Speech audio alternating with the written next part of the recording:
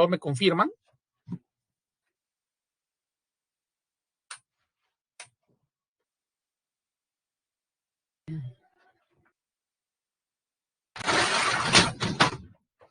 Perfecto, joven. Entonces vamos a comenzar con la clase de hoy. Hoy ya nos tocan los agregados macroeconómicos, ¿no? Básicamente los agregados macroeconómicos son indicadores, más que nada, ¿no? Son indicadores que lo que nos van a ayudar es básicamente a poder evaluar el desempeño de un país, ¿no? Básicamente es eso, ¿no? A ver, un momentito, por favor. ¿No? Uno de los principales indicadores agregados macroeconómicos o indicadores macroeconómicos es el Producto Bruto Interno. Básicamente, el Producto Bruto Interno es el valor monetario de los bienes y servicios producidos en un país.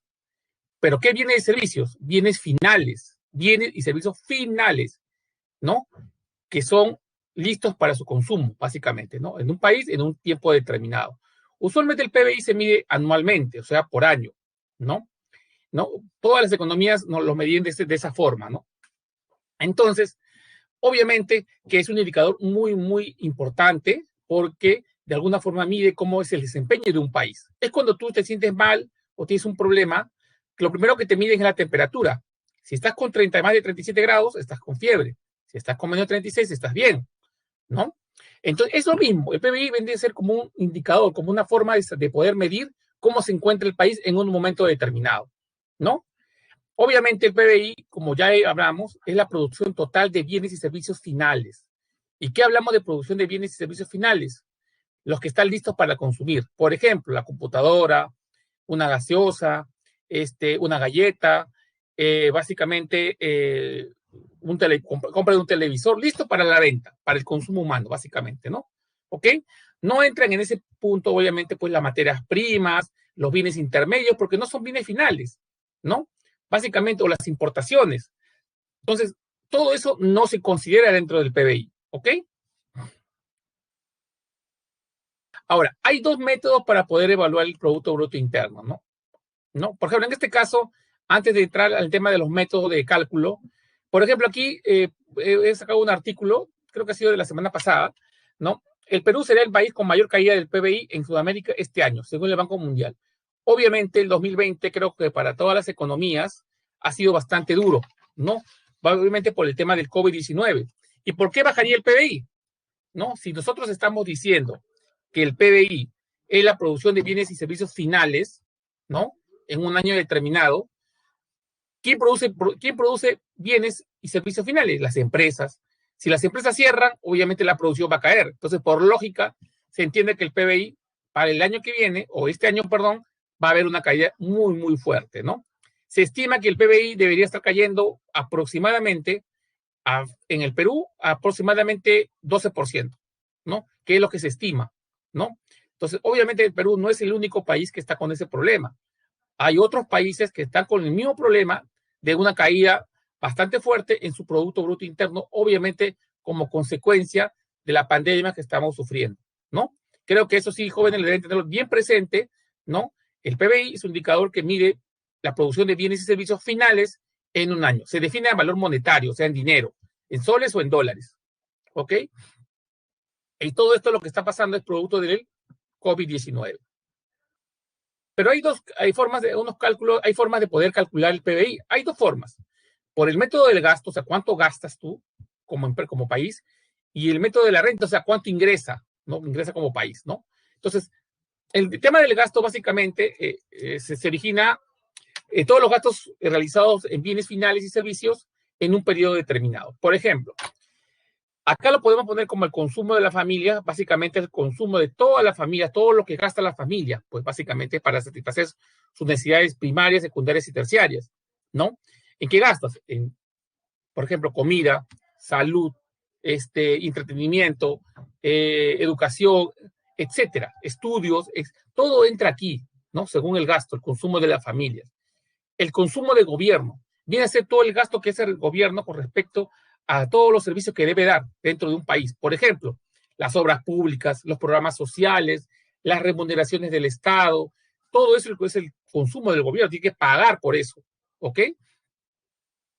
La inversión bruta interna, ahí se divide en información bruta de capital fijo, que básicamente está orientada a los bienes de capital.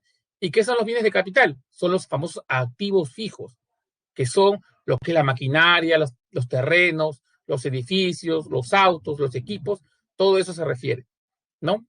Y la valoración de existencia, que está orientado mucho al tema del saldo, que se da cuando se pone a la venta un producto y lo que queda es básicamente en almacén. Por ejemplo, si yo produzco 500 autos, por decir en el mes de enero, y vendo 400 autos, ¿cuánto me queda de inventario?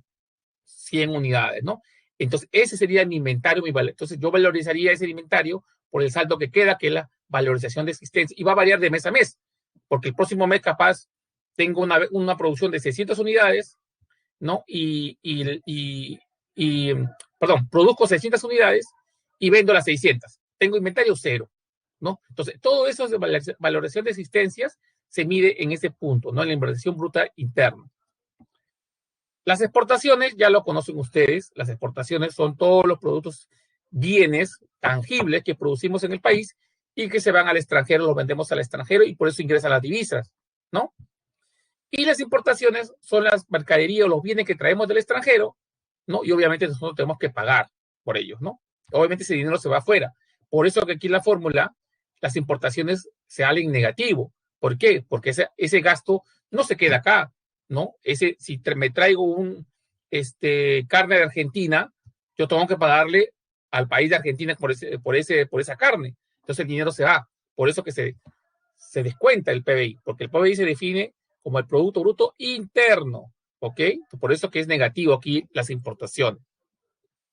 En el método de la renta, aquí cuantifica todo lo que son los ingresos recibidos por los factores y agentes económicos, ¿no? Aquí tenemos, por ejemplo, la remuneración de asalariados. Es básicamente el ingreso de todos los pagos que realizan las empresas, ¿no? Por los trabajadores, básicamente, ¿no? Aquí se incluye no solamente el pago que tú haces a una persona, a un trabajador, ¿no? Por su salario, sino también los costos o los costos laborales indirectos. Por ejemplo, pagar el salud, pagar asignación familiar, ¿no? El impuesto a la renta, etcétera, ¿no? Todos esos impuestos básicamente están orientados a un trabajador. Por ejemplo, para que se sea más claro, imagínate que un trabajador recibe 1,000 soles de sueldo, ¿no? Eso es lo que va a recibir el trabajador, pero la empresa al final paga más por eso. No pagará 1,000 soles, pagará 1,200 soles. ¿Por qué? 1,000 se van con el trabajador y los 200 que tiene que pagar adicionales se va al Estado. Ahí está incluida la asignación familiar, ahí está incluido el 7% de salud, ¿no? Y otros impuestos, ¿no? Que se cobran por ese trabajador. Entonces, al final, el trabajador no me cuesta 1,000 soles como empresario, me cuesta 1,200. ¿Se dan cuenta?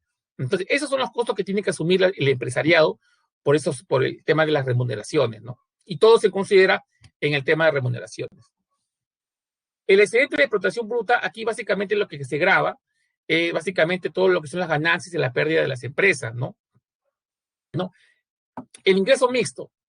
El ingreso mixto está orientado mucho a lo que es el ingreso por trabajo independiente. ¿Qué es el trabajo independiente? Aquellas personas que básicamente, ¿no? Ofrecen, ¿no? Sus servicios en oficios o una profesión de algo que ellos poseen, pues, ¿no? Básicamente ese es el trabajo independiente, ¿no? Y eso se justifica a través de la renta de cuarta categoría, a través de los recibos por honorarios, que ya lo vimos hace semanas atrás, ¿ok? El impuesto a la producción e importaciones también ingresa aquí, ¿no? Porque es un ingreso que entra obviamente, cuando tú produces un bien, ¿qué pagas? El IGB. Ese es un impuesto a la producción, básicamente, ¿no? Por lo tanto, es un ingreso para el Estado y se mide como un Producto Bruto Interno, ¿no? Ahí está el IGB, el impuesto selectivo al consumo, etcétera, y otros impuestos más, ¿no? Las importaciones. ¿Cuál es el impuesto más conocido de las importaciones? El impuesto a los aranceles, ¿no? Porque los aranceles, básicamente, ¿no? Son impuestos que se dan a todo lo que son importaciones, ¿ok? Y obviamente ese impuesto ingresa el producto y el impuesto se paga acá en Perú. Por eso que entra como un ingreso. ¿Me dejo entender? ¿Ok? Entonces, esos son los dos métodos que vamos a utilizar. Se puede utilizar cualquiera de los dos en el cálculo del PBI. ¿Ok? Ahora vamos a ver el Producto Nacional Bruto. Ya el Producto Nacional Bruto está asociado mucho al tema nacional, o sea, lo que está aquí en el país, ¿no? Mide la producción de bienes y servicios finales de nacionales dentro y fuera del país. ¿Qué quiere decir nacionales dentro y fuera del país? Nacionales son las empresas peruanas que están aquí en el país. Producen bienes y servicios, por lo tanto, finales, por lo tanto, se considera como parte del Producto Nacional Bruto. Y fuera del país, son aquellas empresas que se encuentran fuera del país. Pues, empresas peruanas que se encuentran fuera del país se consideran el Producto Nacional Bruto. Por ejemplo, tenemos el BCP en Bolivia, tenemos el Grupo Gloria, que también está en Bolivia, tenemos AG Group, ¿no? Del Cola Real, que está en México y otros países de Europa también, de África, ¿no? Entonces, son empresas peruanas que obviamente están generando un ingreso. Todo eso se considera en el Producto Nacional Bruto, ¿ok? Obviamente aquí el saldo de neto de factores externos lo que hace es deducir el ingreso de no residentes extranjeros. Se agregan los ingresos de residentes nacionales en extranjero. Básicamente es una diferencia, ¿no? Los ingresos que se producen por los residentes nacionales en extranjero, quiere decir las empresas peruanas en el exterior, menos, ¿no? El ingreso de los no residentes extranjeros aquí en el Perú, ¿no? Por ejemplo, la TAM, ¿no? La TAM es una empresa que no es peruana, ¿no? No es residente acá porque su casa matriz se encuentra en Chile. Entonces, todo lo que gana aquí, al final se va hacia Chile, ¿sí o no? Toda la ganancia que tiene se va a Chile. Por lo tanto, eso se mide aquí en el saldo neto de los factores externos, ¿ok? O del exterior. El Producto Nacional Neto, aquí está mal, aquí es Producto PNN, es acá, Producto Nacional Neto. El Producto Nacional Neto es básicamente el Producto Nacional Bruto, o sea, lo anterior menos la depreciación. ¿Qué viene a ser la depreciación? La depreciación viene a ser el desgaste de la maquinaria, ¿no? Básicamente la maquinaria, equipos, mobiliario y todo lo que se puede considerar un activo, ¿no? O le pueden decir activo fijo o bienes de capital, creo que ya les comenté también eso, ¿no? El ingreso nacional. El ingreso nacional viene a ser básicamente el Producto Nacional Neto, ¿no? Menos los impuestos indirectos. ¿Y cuáles son los impuestos indirectos? Ustedes ya lo saben, ya lo vimos en el sistema tributario. Vendría a ser el IGB, el impuesto selectivo al consumo y los aranceles, ¿se acuerdan? ¿No? Entonces, eso viene a ser los impuestos indirectos más los subsidios, ¿no? Obviamente los subsidios, sabemos que es un subsidio, ¿no? Es cuando el Estado, en forma específica, ¿no? En una situación de contingencia, da un dinero o un bono o cubre parte de una necesidad de la población, básicamente, ¿no?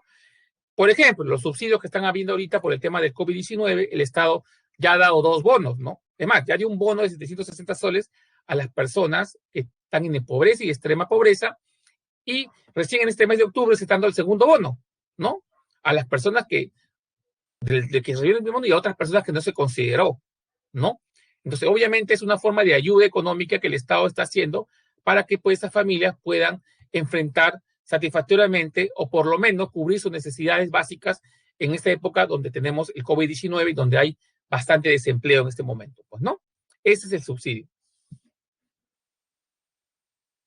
Hasta aquí, jóvenes, ¿tenemos alguna pregunta?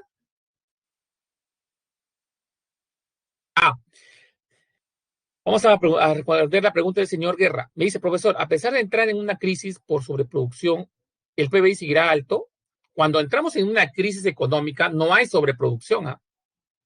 Se entiende que sobreproducción es cuando tú produces algo más de lo que tu necesidad de consumo, de tu demanda lo necesita.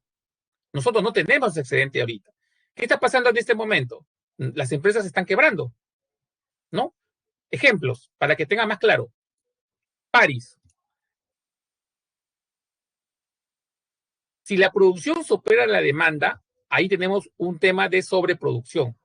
Totalmente de acuerdo, ¿no? Pero las empresas no van a hacer eso en este momento. No hay ese tema. ¿Saben por qué no hay? ¿Por qué? Porque estamos en una situación de emergencia sanitaria y las empresas no van a producir en estas condiciones sabiendo cómo está el contorno o la situación del país o del mundo, ¿no? Yo sería un loco, por ejemplo, si yo tengo mi fábrica, digamos, ¿qué puede decir? Mi fábrica de computadoras, por decir, ¿no? No, otro ejemplo. Por ejemplo, mi fábrica de mesas, de carpetas, y voy a producir 10,000 carpetas. Voy a producir más de lo que la demanda me requiere. O sea, mira, pero conociendo yo que la situación ahorita en mi entorno es inestable por el COVID-19. La gente está perdiendo sus empleos, no hay capacidad de consumo, no tienen ingresos. Entonces, ¿qué va a pasar? Va a generar una sobreproducción y no, eso no va a pasar, ¿no? Sobre todo ahorita, en estos momentos. Dentro del país, si tomamos como ejemplo el país. ¿Por qué? Porque obviamente la gente no va a, no, el empresario no va a producir para quedarse con inventarios, ¿no? ¿Me dejo entender? Ahora, si usted un poquito, el ejemplo va por el tema, si hablamos del tema del petróleo, ya, específicamente si va por ahí su pregunta, ¿no? Porque el petróleo sí tenemos una sobreoferta, ¿no? Las empresas petrolíferas van a seguir produciendo siempre, nunca van a parar, porque siempre los pozos petrolíferos van a seguir, ¿no? Ofreciendo combustible. Y obviamente el petróleo va a seguir incrementándose, ¿no? Obviamente llegó un momento en que tuvimos una sobreproducción de petróleo a nivel mundial. Obviamente ¿qué generó esa sobreproducción? Que el precio del combustible bajara, ¿no? Porque no había demanda. ¿Por qué no había demanda? Porque obviamente las personas dejaron de tener ingresos. ¿Te acuerdas cuando hablamos de la demanda? Si las personas no tienen ingresos, no hay consumo. ¿Me dejo entender? ¿Ok? Entonces, en este caso, bien difícil que se dé en una situación así, ¿no? Obviamente, cuando el Estado, cuando las empresas privadas entran en un tema de sobreproducción, eso no va a durar mucho, porque se van a dar cuenta que el mismo mercado no va a asumir más de lo que está produciendo. Por lo tanto, va a dejar de producir en un momento. Entonces, obviamente, ninguna empresa va a seguir produciendo, tener sobreproducción y trabajar a la pérdida, porque esa sobreproducción vendría a ser un inventario. No sé si me dejo entender en ese punto, ¿no? ¿Ok? No sé si me dejo entender, señor Guerra, o no está claro mucho el tema.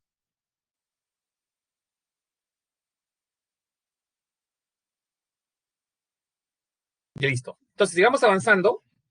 Sigamos avanzando. Vamos a ver el PBI nominal y el PBI real. La única diferencia entre dos PBIs, ¿no? Es que uno básicamente se valoriza a precios actuales, o sea, a precios corrientes. Aquí se considera el efecto de la inflación, ¿no? En el PBI nominal. En el PBI real se valoriza a precios constantes, o sea, se calcula en base a un año de referencia, ¿no? En este caso sí se elimina o se descuenta la inflación. Vamos a ver un ejemplito ahorita, ¿ya? Para poder tenerlo más claro. Acá está el ejemplo. Imagínate que tenemos año 1 y año 2. En el año 1 tenemos bebidas, su precio de bebida por unidad, pasteles y su precio de pasteles por unidad. En el primer año, ¿no? Básicamente se venden, o se producen, perdón, 50 bebidas a un precio de $1 por bebida, 200 pasteles al precio de $2 por pastel. Hasta ahí estamos bien. En el año 2, el precio, obviamente la cantidad ha subido a 70 unidades, el precio subió a $2 por unidad. Los pasteles también subió la producción de pasteles a 230 y también el precio de los pasteles a $3, ¿no? Entonces, aquí, ¿cuál sería el precio nominal y el precio real? Vamos a ver. En el precio nominal simplemente multiplicamos $1 por 50 más 200 por $2. Hasta aquí estamos iguales. $450 ha sido el PBI nominal del año 1. Para el año 2, obviamente sí había una corrección, porque obviamente mientras el tiempo pasa, los precios deben ajustarse a la tasa de inflación. Todos sabemos que la inflación es el aumento general de los precios, que se debe básicamente a dos cosas: el aumento de la demanda, ¿no? De la demanda agregada, o a través también del incremento de la oferta de monetaria, que ya lo vimos, ¿no? Cualquiera de los casos va a generar una inflación. Por lo tanto, los precios deben corregirse para que puedan ser actualizados de acuerdo a los productos que se están vendiendo, pues, ¿no? En este caso, ¿qué hacemos? Multiplicamos $2 por 70 más $3 por 230. Entonces tenemos 830. Entonces, este es el valor del PIB o del PBI para el año 2, $830. ¿Ok? Producto Bruto Interno. Ese es el PBI nominal. ¿El PBI real qué hace? Básicamente toma de referencia un año base y aquí no se considera la inflación. Si ustedes ven la primera línea, todo va a ser igual que el PBI nominal. Hasta ahí todo bien. Pero en el año 2, ¿qué está haciendo? Está considerando el precio del año 1, ¿no? Para las bebidas gaseosas y, ¿no? El precio de los pasteles del año 1 también. ¿Se dan cuenta? Toman de referencia los precios del año 1 y con esto calcula el Producto Bruto Interno, ¿no? ¿Ok? Entonces, es una forma de valorizar, ¿no? Uno se valoriza precios corrientes con la inflación incluida y otro a valores constantes, no considerando un año base. Entonces les dejo este ejemplo para que lo tengan más claro. Lo mejor es el año real, ¿no? Porque aquí estás considerando básicamente un año de referencia, ¿no? Y no considera la inflación. ¿Por qué? Porque dentro de la inflación hay muchos otros factores que pueden hacer que esa inflación incremente. Puede ser por un tema de periculamiento, puede ser por un tema de la oferta monetaria, puede ser por un tema de aumento de la demanda. Hay muchos factores, por lo tanto ese factor está un poco inflado. Por lo tanto, no es un dato, un PBI realmente 100% confiable o real. Por eso es que le dicen nominal, ¿no? Y el real es cuando ya se considera un año base, ¿no? Y se valoriza a los precios del año que estás considerando, ¿ok? Entonces, hay dos formas de medir, ¿no? Uno es nominal y el otro es el año base, ¿ok? Donde no se considera la inflación. Los ciclos económicos. Bueno, los ciclos económicos ya ustedes de alguna forma ya tienen una idea de lo que es, ¿no? Básicamente son fluctuaciones, ¿no? Aumentos y descensos recurrentes, ¿no? De la economía en un periodo dado, ¿no? Yo creo que eso, todas las 4 etapas que hemos visto, que ven ustedes en sus separatas, el Perú pasó por todas, ¿no? Básicamente, ¿no? Hemos tenido el auge más o menos en el 2008, 2009, aproximadamente, ¿no? Donde el Perú, pues, estuvo alrededor del 9% de crecimiento del PBI, ¿no? Uno de los crecimientos mucho más altos de América Latina. Obviamente el Perú en ese momento estuvo muy bien, estuvo, básicamente con un incremento en todos los sectores productivos, la gente comenzó a tener más dinero en el bolsillo, aumentó el consumo, aumentó la inversión, ¿no? De capital extranjero en el Perú, etcétera. No fue un año básicamente de bonanza. La gente, la tasa de pobreza había bajado también. Entonces, todo durante, y paradójicamente durante el gobierno de Alan García, ¿no? ¿Quién diría? ¿No? Pero básicamente Alan García cosechó, ¿no? Lo que otros habían sembrado, pues, ¿no? Yo creo que sería un loco si hubiera metido la mano y hubiera destruido el país como lo que pasó en 1985, ¿no? La etapa de recesión. La etapa de recesión básicamente es cuando ya la economía comienza a sufrir un colapso en temas a niveles productivos. Por ejemplo, eh, una característica de la recesión es la caída de la inversión privada, ¿no? No hay inversión ni privada interna ni extranjera. No hay dinero para invertir dentro de empresas dentro del país.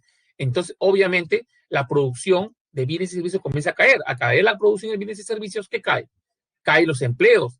Cae el empleo, ¿qué cae? Cae el ingreso de las personas. Si cae el ingreso de las personas, ¿qué pasa? No hay consumo, también cae el consumo. Entonces, es una caída en cascada, ¿se dan cuenta? Un factor prácticamente comienza a atacar a los demás factores, ¿no? Entonces, ese es el tema de recesión, ¿no? ¿No? Obviamente el Perú ahorita y varias economías latinoamericanas están en un proceso recesivo por el tema de la pandemia, ¿no? Nadie esperó que íbamos a llegar a partir de marzo hasta la fecha, tuviéramos un impacto tan fuerte con respecto al tema del COVID-19, ¿no? Obviamente hay economías que han logrado de alguna forma paliar ese tipo de golpe, ¿no? Pero hay otras economías que no han logrado, ¿no? Por ejemplo, la peruana, la argentina, la colombiana, ¿no? La chilena, ¿no? Ahora con los deportes sociales que hay en Chile también, aparte de eso, ¿no? Entonces, todos de alguna forma vamos a salir heridos de este tema de la pandemia, de todas maneras, tanto los países del primer mundo como los del tercer mundo, ¿ok? La depresión viene a ser el nivel más bajo, pues, ¿no? El nivel más bajo donde nosotros, prácticamente la economía está prácticamente destruida, ¿no? Donde ya las empresas cerraron, ¿no? Aumenta personas en la calle, aumenta el desempleo, ¿no? No hay ingresos, ¿no? A las personas, no hay consumo, ¿no? Hay prácticamente una hiperinflación, ¿no? Etcétera, etcétera, etcétera. ¿Qué país podría ser esa época? Perú en 1987 aproximadamente, durante el primer gobierno de Alan García, ¿no? Donde ahí pasaron muchísimas cosas, ¿no? Alan García dejó de pagar la deuda externa con el Banco Mundial y el Fondo Monetario Internacional, prácticamente le cerró las puertas a esos dos organismos internacionales, se peleó en pocas palabras, ¿no? Eso colocó al Perú como un país que no genera confianza a los organismos internacionales. El Perú dejó de recibir créditos, ¿no? Las empresas peruanas y las empresas extranjeras que estaban aquí comenzaron a ahogarse, ¿no? Porque sin tener un acceso al crédito en forma extranjera, las empresas peruanas no podían subsistir, ¿no? Como lo que pasó. Aumentó el desempleo, aumentó, aumentó la inflación, los precios comenzaron a elevarse, ¿no? Las personas dejaron de percibir un ingreso, no hubo consumo, entonces obviamente, ¿qué hizo él? Comenzó a cambiar de moneda, cambió de moneda del sol al INTI y encima todavía comenzó a generar la maquinita, ¿no? La emisión de oferta monetaria, de dinero sin respaldo, que obviamente aceleró el tema de la inflación, de una inflación que teníamos de 30-40% en el gobierno de Belaunde, subió una hiperinflación de alrededor de 7.000%, que más o menos cerró en el año 90, ¿no? Cuando Alan García dejó el gobierno, ¿no? Básicamente, ¿no? Ahora, él enfrentó muchas cosas, ¿no? Intentó estatizar la banca porque no había dinero, puso una restricción al dólar, el famoso dólar MUC, el medio único de cambio, ¿no? El control del dólar, generó mercado negro, ¿no? Pasó muchas cosas, se enfrentó al terrorismo, el narcotráfico, corrupción, ¿no? Todo lo que pudo pasar, pasó esos años, ¿no? ¿No? Obviamente el Perú pues, estaba totalmente destruido. Cuando llegó al 90, ¿no? Obviamente asumió la presidencia el señor Alberto Fujimori, obviamente que encontró un país totalmente devastado pues por una crisis, ¿no? Devastado. Es como si hubiéramos salido de una guerra mundial, de una guerra, prácticamente, ¿no? Así de simple, ¿no? El país estaba totalmente destruido. Entonces, ¿qué hizo Fujimori? Comenzó a limpiar, a ordenar la casa, ¿no? No le quedaba otra, porque si no, no podía avanzar. Obvio, lo primero que tuvo que hacer es reconciliarse con los órganos internacionales, el Fondo Internacional y el Banco Mundial. Esos hermanos gemelos básicamente son los que dictan mucho el tema de las políticas mundiales y el tema de los créditos, ¿no? Poco a poco el Perú comenzó a reinsertarse en el mercado internacional, ¿no? Comenzó a recuperar su economía, ¿no? Empresas extranjeras comenzaron a llegar al Perú. Yo me acuerdo porque yo viví ese momento y yo me acuerdo de eso, ¿no? Sobre todo lo que más notorio para mí fue la llegada de las empresas de comida rápida, Subway, KFC, si no me equivoco también era Burger King, McDonald's, si no me equivoco, ¿no? Varias empresas de comida rápida comenzaron a llegar al Perú y obviamente se notó un cambio de prosperidad, ¿no? De nuevas empresas que estaban llegando. Eso es lo que se le puede agradecer a Fujimori en su primera etapa, ¿no? Haber logrado o comenzar a limpiar el desorden que había dejado Alan, ¿no? El Perú comenzó a recuperarse, comenzó a aumentar la inversión. Obviamente, cuando aumenta la inversión extranjera, ¿qué aumenta? La producción, pues aumenta la producción, aumenta el empleo, porque si vas a producir más, vas a necesitar más personas para que puedan producir bienes y servicios, ¿no? ¿Qué aumenta? Aumenta la producción, aumenta el empleo, aumenta el ingreso. Y obviamente, si aumenta el ingreso, tienes plata en el bolsillo, aumentas el consumo, ¿no? Entonces, todo eso se va en cascada, como les digo, ¿no?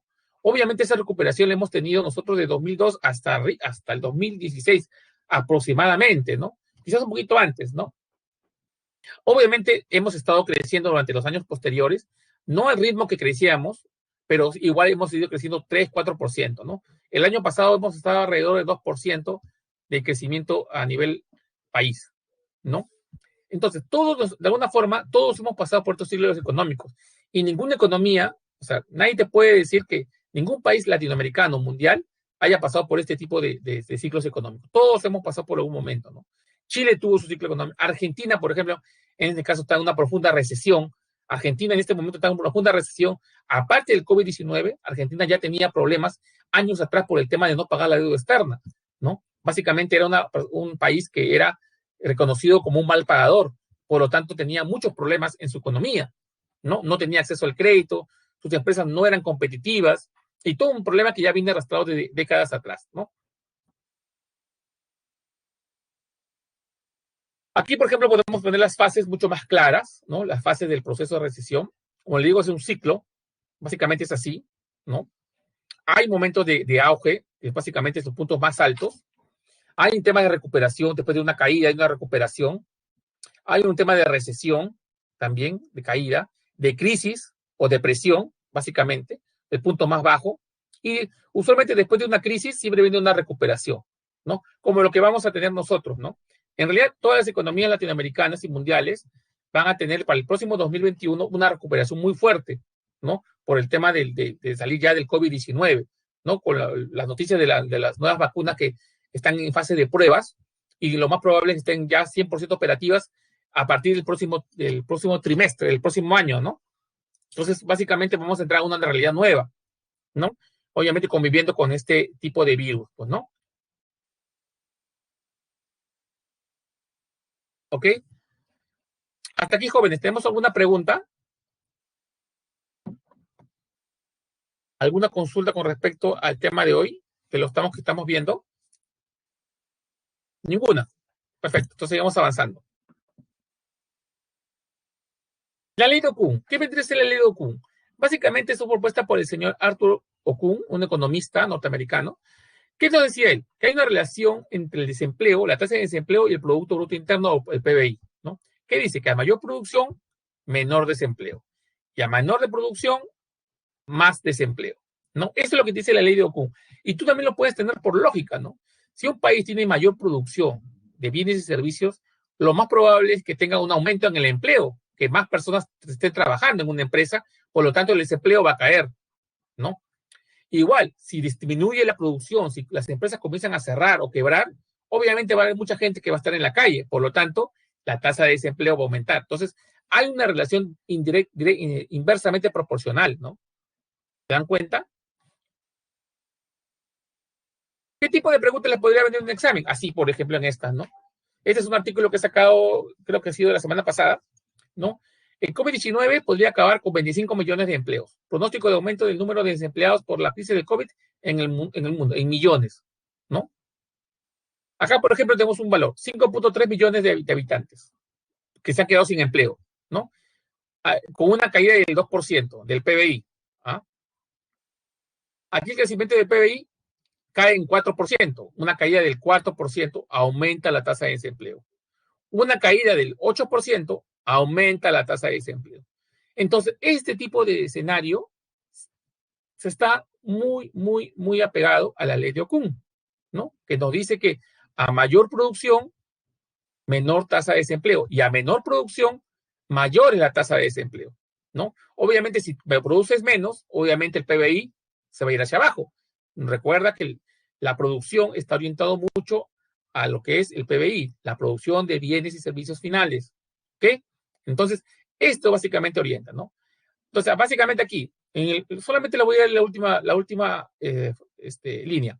Es decir, a una mayor tasa de crecimiento negativo, porque es una caída negativo del PBI, recesión económica, conllevará un mayor número de pérdidas de puestos de trabajo. Si yo le pongo un texto así en el examen, obviamente ustedes van a decir, según el texto, ¿a qué está orientado el tema que estamos evaluando? A la ley de Okun. ¿Sí o no? Entonces, así temas van a venir en sus exámenes, ¿no? Básicamente considerando temas actuales. Todos los temas que hemos visto en estas semanas están muy considerados como ejemplos en la vida real. Todo lo que estamos sacando aquí está pasando en este momento y todo lo que estamos viendo en economía se está cumpliendo, ¿no? Entonces, obviamente hay mucho material que podemos ver en la vida real para poder tomar un examen, ¿no? Poniendo casos y ustedes mismos asociar, ¿no? La teoría con los casos que estamos viendo, ¿no?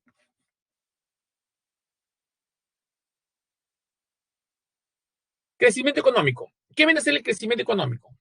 El crecimiento básicamente significa producir más y implica el aumento del PBI. Así de sencillo, el aumento del PBI. ¿Qué vendrá? Entonces, el crecimiento básicamente es una tasa de variación porcentual. El crecimiento económico se refleja como una variación porcentual del PBI, ¿ok? Si, por ejemplo, a mí me dice el Perú crece en 3% el 2019, ¿qué quiere decir?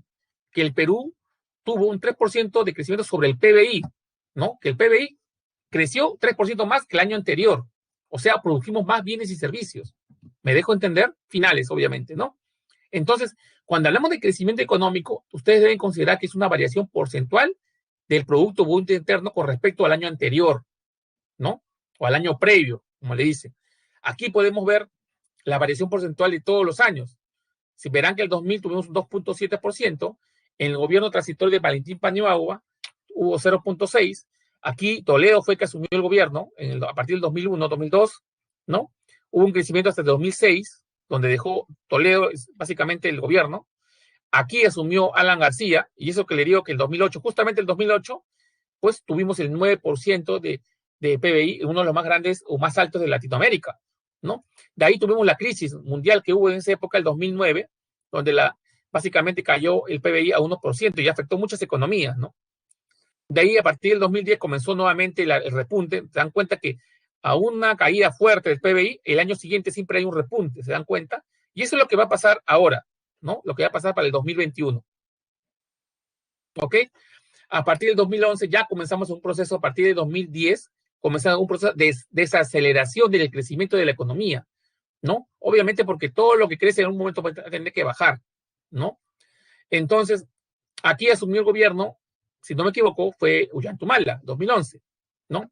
Tuvimos unos gobiernos durante varios años, hasta el 2016, tuvo sus caídas, por eso que ha un proceso de crecimiento de la economía, hasta que llegó el gobierno de PPK, ¿no? El 2016. Y ahí tuvimos el primer año y el siguiente año ya tuvimos problemas, ¿no?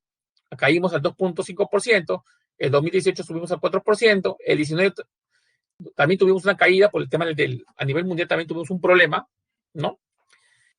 Y obviamente, también tiene que ver mucho el tema de los problemas internos que ha habido dentro del país, pues, ¿no? Tampoco no podemos tratar de ocultar lo que es evidente, pues, ¿no? Ha habido una confrontación entre el Ejecutivo y el Legislativo, muchas trabas de parte del Legislativo para que el gobierno no pueda avanzar, obviamente porque el Congreso mayoritariamente era el partido de la señora K, ¿no? Que obviamente lo que buscó es poner obstrucción, tratar de no generar que el gobierno tenga éxito en sus, ¿no? Más que nada fue un grupo de bloqueador, ¿no? Para que el país no pueda seguir creciendo, ¿no? Lamentable, al final ustedes saben lo que pasó el año pasado tuvo que cerrar el Congreso el señor Vizcarra, convocaron un nuevo Congreso, igual con el mismo problema, igual hasta ahora, ¿no? Entonces, todo ese tipo de confrontaciones se ha mezclado encima con el COVID-19, ¿no? Entonces, todo eso obviamente va a afectar, ¿no? El crecimiento económico. Aquí, el 2019 tuvimos 2.2% de crecimiento, o sea, el año pasado. Este año, ¿cuánto será? Lo más probable es que esté por acá abajo, negativo, menos 12% aproximadamente, que es lo que se espera que va a caer la economía, se va a contraer, ¿no? Entonces, esperemos que no sea tan fuerte la caída, ¿no? Todavía nos queda lo que queda de octubre y lo que queda de noviembre y diciembre para poder, ¿no? De alguna forma, incrementar la producción de bienes y servicios. Pero ahí depende mucho del gobierno a través de las medidas, ¿no? De reactivación que está aplicando para poder generar que las empresas, ¿no? Incentivar que la producción se normalice en el país, ¿no? Obviamente el aumento de empleo, el aumento de inversión, el aumento del consumo, todo suma para que el PBI aumente, ¿ok? Esta es una fuente del Banco Central de Reserva del Perú, ¿no? Ah, justamente que hay el artículo, ¿no? Desde junio de 2020, ¿no? El Banco Mundial proyecta que la economía peruana se contraerá 12% en el 2020 por el COVID-19, ¿no? Entonces, cuando dice 12%, estamos viendo que es un decrecimiento de la economía. El 12% se refiere al 12% del PBI, ¿ok? A eso se refiere. Entonces, obviamente el Banco Mundial calcula porque el Banco Mundial es uno de los organismos internacionales que obviamente le ha dado créditos al Perú, ¿no? Y ellos son los que evalúan una de las principales funciones también del Banco Mundial, aparte de dar créditos para obras sociales o de programas de desarrollo, obviamente lo que busca una de las funciones del Banco Mundial es eliminar la pobreza de los países que están en el tercer mundo, ¿no? Esa es básicamente una de las funciones, que eso lo vamos a ver la próxima semana, si no me equivoco, ¿ok? Entonces, básicamente este tema caída es muy dura, ¿no? Básicamente es una caída muy fuerte, ¿no? Pero como le digo, el Perú es uno de los países que más impacto va a tener, pero todos vamos a mojarnos. Cuando llueve, todos se mojan, ¿no? Y este es básicamente el caso que va a pasar a nivel latinoamericano y a nivel mundial, porque realmente la economía es a nivel mundial lo que va a pegar, ¿no? Entonces aquí, por ejemplo, el Banco Mundial dice, prevé una contracción de más del 7% del PBI para América Latina. Acá te está diciendo todo. O sea, en promedio la caída va a ser total, toda América Latina va a ser el 7% del PBI, ¿no? O no van a tener más, otros van a tener menos, ¿no? En el caso del Perú, esa caída va a ser más brusca, ¿no? ¿No? Pero otros países van a estar casi igual, ¿no? Entonces esperamos que la actividad productiva peruana se recupere el próximo año. Usualmente siempre pasa eso. Después de una caída muy fuerte, al año siguiente siempre comienza el rebote, ¿no? El rebote. Esperemos que sea así,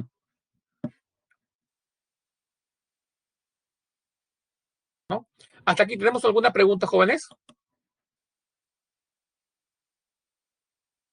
¿Tenemos alguna pregunta hasta aquí? ¿Todo está claro? ¿Ninguna duda? Ninguna. Perfecto. Entonces, que sigamos avanzando. El desarrollo económico. El desarrollo económico, obviamente, con un crecimiento sostenido. El crecimiento económico está asociado mucho al desarrollo económico, ¿no? El desarrollo económico, básicamente, de todos los estratos de todos los estratos sociales, básicamente todos los aparatos de la producción del país, de un país, ¿no? Y obviamente está orientado mucho al tema social, pues, ¿no? El tema social es básicamente con las personas, ¿no? El desarrollo de las personas, el nivel de alfabetización, nivel de calidad de vida de las personas, inclusión social, programas sociales, ¿no? Disminución de la pobreza, etcétera, etcétera, ¿no? El tema económico, orientado mucho al tema económico, pues que la estabilidad económica, que las personas tengan mayor empleo, mayor consumo, mayor ingreso, ¿no? Ecológico, ¿no? Ya está orientado mucho al tema de preservar el medio ambiente, ¿no? ¿No? Básicamente el medio ambiente lo preservamos nosotros como personas naturales, pero también las empresas, sobre todo lo más dañino es de las empresas, ¿no? Porque las empresas son las que ocasionan mayor contaminación a nivel no solamente de los ríos, por ejemplo, las mineras, ¿no? O a nivel de medio ambiente, que también podrían ser las mineras metalúrgicas o siderúrgicas, ¿no? Que botan sus humos hacia el cielo, ¿no? Entonces, obviamente, estamos en un mundo donde debemos preservar el tema ecológico, pues, ¿no? Esto lo hemos visto claramente nosotros, como les digo, todo lo que pasó en la pandemia se ajusta mucho a lo que estamos viendo, ¿no? ¿Qué pasó en el río Rímac, por ejemplo? Nosotros conocíamos el río Rímac como un bien turbio, cochino, bastante, prácticamente sin vida, ¿no? Pero cuando comenzó la cuarentena en marzo, la quincena de marzo de este año, las empresas comenzaron a parar. ¿Qué pasó? ¿No? A las semanas, no pasó ni un mes, y el mismo río comenzó a cambiar de color, a recuperar su color natural, ¿no? Obviamente ahí nos dimos cuenta, y mucha gente se ha dado cuenta, de que prácticamente nosotros fuimos los que ocasionamos un tema de contaminación, ¿no? A la misma naturaleza comienza a reaccionar en forma positiva. Las playas cuando no habían personas, comenzaron nuevamente a llegar aves de, de, de básicamente marítimas, peces marítimos, todo un tema ahí, ¿no? Hasta delfines, no sé, un montón de animales comenzaron a aparecer por la costa peruana, ¿no? Por las zonas de Costa Verde, esas zonas, ¿no? Obviamente porque están recuperando el hábitat que nosotros los humanos le hemos quitado, ¿no? Obviamente ahorita, pues, obviamente estamos recién reactivando y obviamente eso ya se comenzó a perder otra vez, ¿no? Cuando comenzamos nuevamente a invadir el hábitat natural de ellos, ¿no? Y el río, bueno, obviamente otra vez está cambiando, volviendo al color negativo que tenía antes, ¿no? Pero ese también es un síntoma de que nosotros somos los que contaminamos el medio ambiente. Entonces, debe haber un equilibrio, ¿no? Para el desarrollo económico, tanto del equilibrio de la naturaleza como el desarrollo económico de los países, ¿no?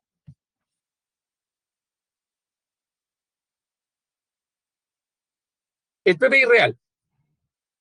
El PBI real per cápita, básicamente cuando hablamos del PBI, el PBI significa per cápita, el PBI por persona, básicamente, ¿no? Es la producción de bienes y servicios finales por persona. Eso es lo que te quiere decir. ¿Y cómo se calcula?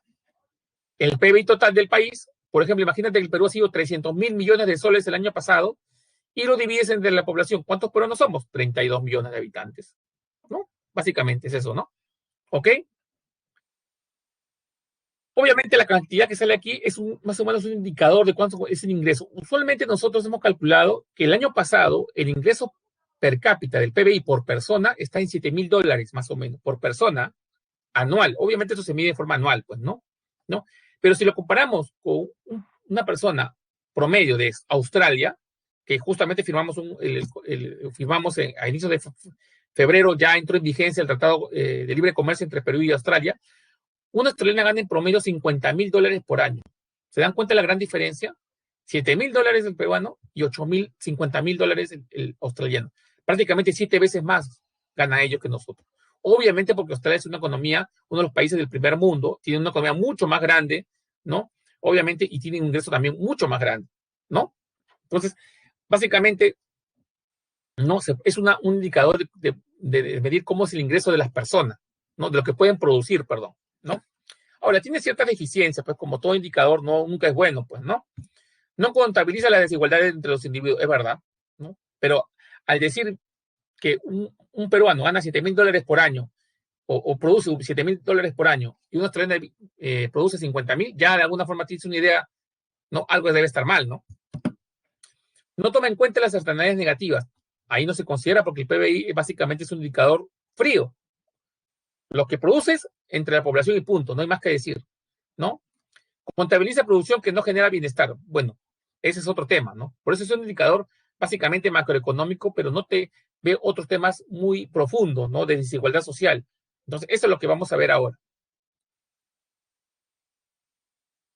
El índice de desarrollo humano IDH básicamente es un indicador de las Naciones Unidas, ¿no? Que lo que busca es básicamente poder medir, ¿no? Ciertos temas de las condiciones de vida de la sociedad de un país determinado. Por ejemplo, la esperanza de vida, ¿no? La esperanza de vida al nacer. ¿Cuál es la esperanza de vida de un peruano?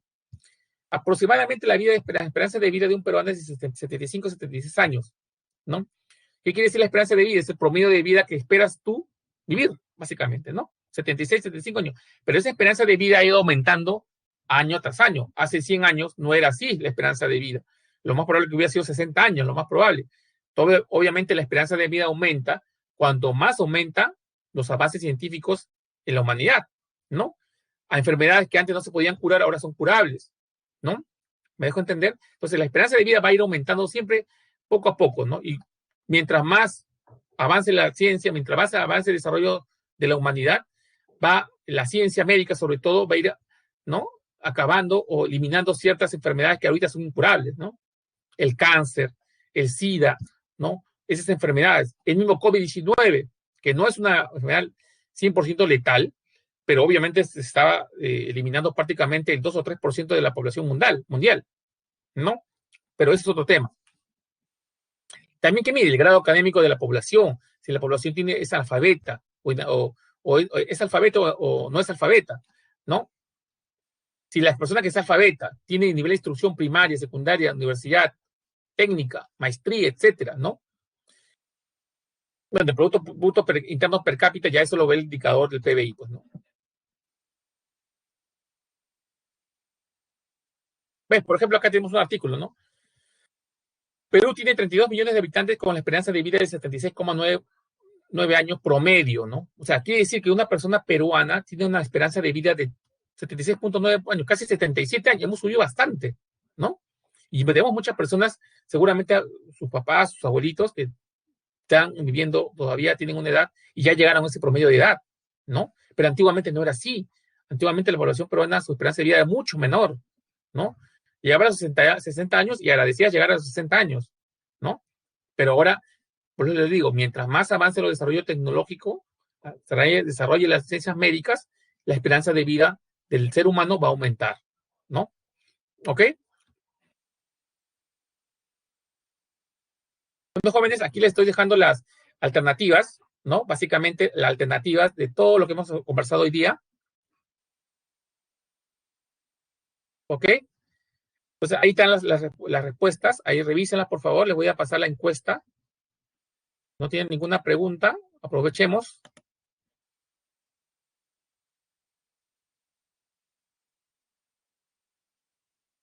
Todo lo que hemos visto de indicadores macroeconómicos, básicamente, o agregados macroeconómicos, son indicadores macroeconómicos, que básicamente miden la situación de un país en un momento determinado. ¿Y quién aplica esos indicadores? El mismo país los aplica y ese aplicado se los da a los países internacionales para ver cómo está el Perú, básicamente, ¿no? Y tomar acciones, obviamente, ¿no? Esos son los agregados macroeconómicos, ¿no? Bien, jóvenes, no sé si tienen alguna pregunta, alguna duda adicional, algo que tengan que no esté claro, algo que quieren que repita, una diapositiva que quieran que ponga. Todavía tenemos un par de minutos todavía para poder este, resolver cualquier consulta. No sé si tienen alguna pregunta. Ninguna. Todo está claro. Entonces, el PBI, resumiendo, el PBI es el valor monetario de los bienes y servicios finales producidos por un país en un tiempo determinado, usualmente un año. Punto. Es el PBI. ¿Qué es el crecimiento? El crecimiento es básicamente la producción de bienes y servicios, pero medido a través de un porcentaje, de una tasa, de una variación porcentual, que obviamente es del PBI con respecto al año anterior. Entonces, cada vez que le dan crecimiento económico, 10%, están hablando del 10% del PBI. ¿Ok? Sí, eso deben tenerlo bastante claro.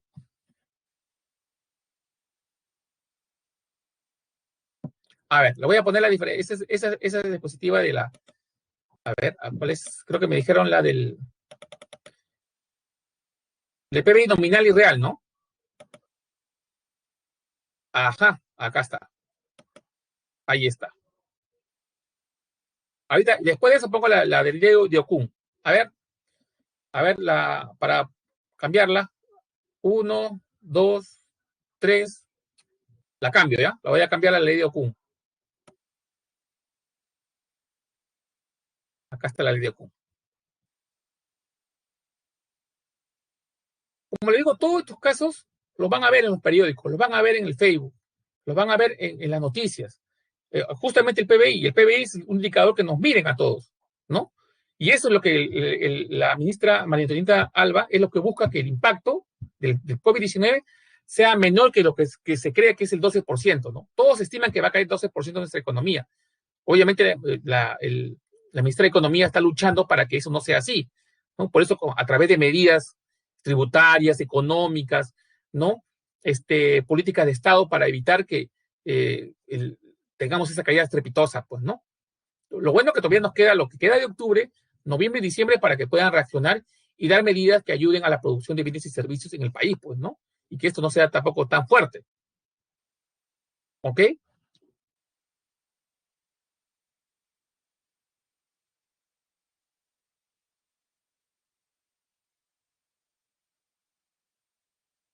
El PIB real se hace con el PBI exactamente del año anterior. Ese es el año base, ¿ya? Yo pude haber hecho el ejemplo con 10 años, pero tomo el año 1 o tomo el año 2. ¿Ya? Yo tengo que tomar un año base, ¿no? Tomo como base el año 2001. Tomo como base el año 2015. Yo tengo que decir qué año de base voy a tomar para hacer la medición del PBI. Usualmente se toma del año anterior, pues. Usualmente se hace así para medirlo en un año, ¿no? Mira, lo puedes hacer con cualquier año, pero lo normal es que lo hagas con el año anterior para que puedas tú comparar. ¿Por qué eso es lo normal? Pues porque como el PBI se mide en un año, usualmente tú lo comparas del año anterior, pues, ¿no? Para poder medirlo con el PBI nominal. Si no, no lo puedes medir. ¿Ok?